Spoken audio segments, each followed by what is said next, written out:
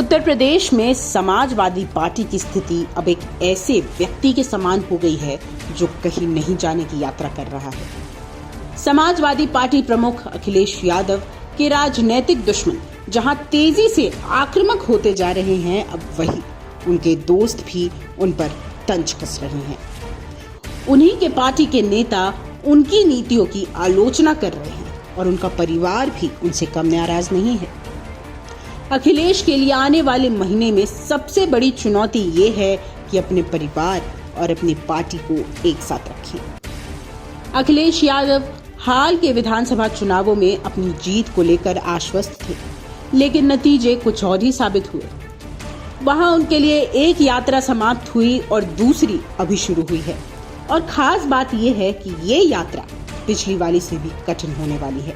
Akhilesh party की भागदौड़ संभालने के बाद हर चुनाव हार रहे हैं, चाहे वो 2017 के विधानसभा चुनाव हो, 2019 के लोकसभा चुनाव या फिर हाल ही में हुए 2022 के विधानसभा चुनाव। पार्टी के नेता और कार्यकर्ता उन्हीं के प्रति वफादार होते हैं जो उनको वोट दिला सकते हैं। और अगर वही बात करें विरोधी दल की, तो विरोधी दल के स्वर अब पहले से भी तेज होने लगे हैं। पार्टी के मुस्लिम नेता आजम खान के लड़ने के मुद्दे पर पार्टी के विफलता के खिलाफ बोल रहे हैं, जिन्होंने 27 महीने जेल में बिताए हैं।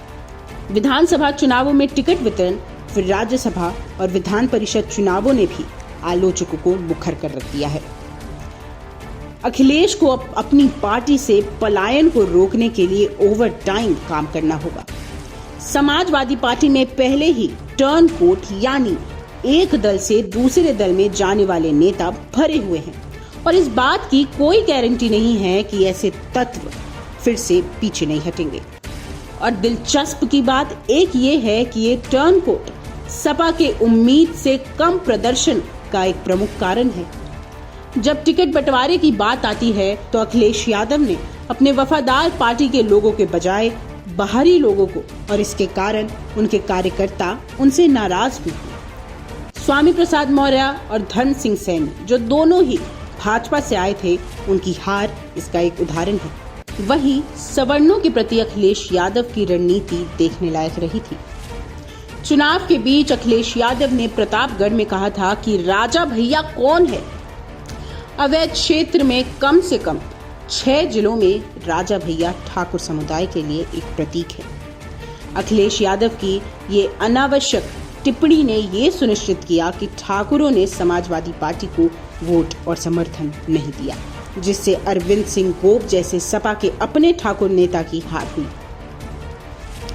चुनावों के बाद समाजवादी पार्टी के नेतृत्व वाले गठबंधन के सहयोग तेजी से बेचैन हो रहे हैं।